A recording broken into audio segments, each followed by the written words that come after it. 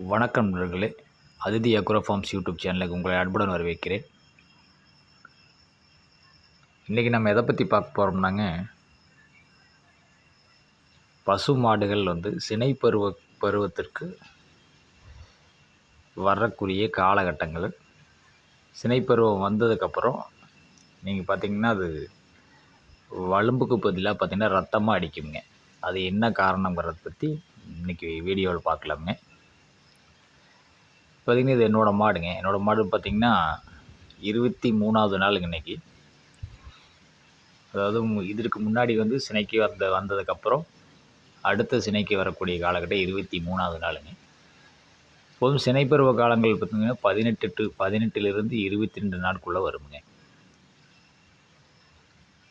நீங்கள் சினைப்பருவம் வந்ததுக்கப்புறம் பார்த்திங்கன்னா 18, 19ஆம் நாள் வலும்படிச்சதுன்னா நீங்கள் ஒரு 2 நாளைக்கு அடிக்கலாங்க. அதுக்கு மேலே அடிக்கக்கூடாதுங்க.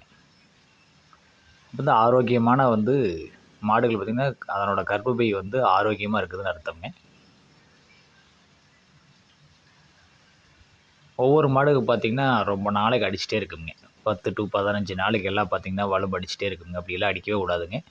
அது பார்த்திங்கன்னா கர்ப்பப்பை நல்லா ஆரோக்கியமாக இல்லைன்னு அர்த்தம். கண்டிப்பாக செனை பிடிக்காதுங்க. செனை பிடிக்கிறதுக்கு ரொம்ப லேட் ஆகுங்க. இது பார்த்திங்கன்னா கரெக்டாக 23வது நாளில் பார்த்திங்கன்னா இந்த மாதிரி ரத்தமாக அடிச்சிருக்குதுங்க. இந்த முறை கண்டிப்பாக நீங்கள் செனை பிடிச்சிருங்க.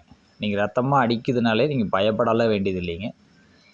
நீங்கள் 18வது நாள் அல்லது 19வது நாள் பார்த்திங்கன்னா வலும்படிக்குங்க.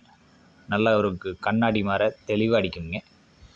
நீங்கள் அதை அடித்து அடுத்த நாள் பார்த்திங்கன்னா நீங்கள் சினை ஊசி போட்டுக்கலாமுங்க. சினை ஊசி போட்டு நீங்கள் ஒரு நாளுக்கு அப்புறமோ அல்லது 2 நாளுக்கு அப்புறமோ இந்த மாதிரி ரத்தமாக அடிக்குங்க. ரத்தமாக அடிக்கும்போது நல்லா கர்ப்பப்பை நல்ல ஆரோக்கியமாக இருக்குதுன்னு அர்த்தங்க. ரத்தமாக அடித்ததுனாலே நீங்கள் 90% சினை பிடிச்சிருங்க. நீங்கள் ஏன் ரத்தமாக அடிக்குதுன்ட்டு நீங்கள் பயப்பட தேவையில்லைங்க. அதனால் ஒரு பெரிய பிரச்சனையெல்லாம் எதுவும் இல்லைங்க. நீங்கள் சினை ஊசி போட்டதுக்கப்புறமும் நீங்கள் திரும்ப டெய்லியுமே பார்த்திங்கன்னா வலும்பு அடிச்சுட்டே இருந்தாலும் மட்டும்தான் அது தவறுங்க. அது நீங்கள் மாடுகளோட கர்ப்பப்பை நல்ல ஆரோக்கியமான நிலைமையில் இல்லைன்னு அர்த்தங்க. ஏதாவது ஒரு நோய் தொற்றாக இருக்கலாமுங்க, இல்லை அது முறை இல்லாத காலகட்டங்களாக இருக்கலாம். சும்மா அது பார்த்திங்கன்னா வலும்பு அடிச்சுட்டே இருக்குங்க. டெய்லியுமே அடிக்குங்க. அப்படி அடிக்கக்கூடாதுங்க. அப்படி அடித்ததுன்னா நீங்கள் உடனடியாக உங்கள் மருத்துவர் அணுகி அதுக்குரிய மருந்து போடணுங்க.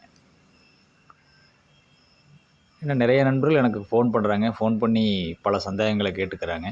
என்னால் முடிஞ்ச அளவுக்கு எனக்கு என்ன தெரியுதோ என்னோடய அனுபவத்தில் இருக்கிறது மட்டும்தான் நான் சொல்லுவேனுங்க. என்னோடய அனுபவத்தில் நான் என்ன பண்ணுறேனோ, என்ன மருத்துவம் பண்ணுறேனோ, அல்லது எனக்கு என்னோடய அனுபவத்தில் தெரியுதோ அதை மட்டும்தான் உங்க கூட பகிர்ந்துக்குவேன். தெரியாத விஷயங்களில் நான் எப்போதுமே கலந்துக்கிறது இல்லைங்க. நான் என்னோடய பண்ணையில் நான் தெரிஞ்சு அனுபவப்பட்டதுக்கப்புறம் தான் நான் எல்லாமே சொல்லுவேனுங்க.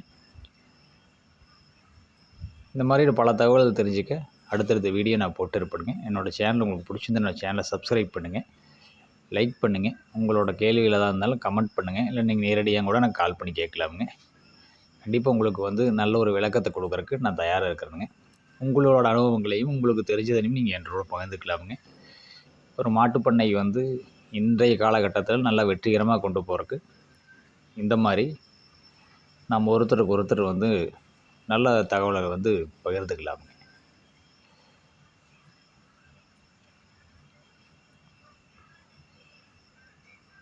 நன்றி நண்பர்களே. வாழ்க வளமுடன்.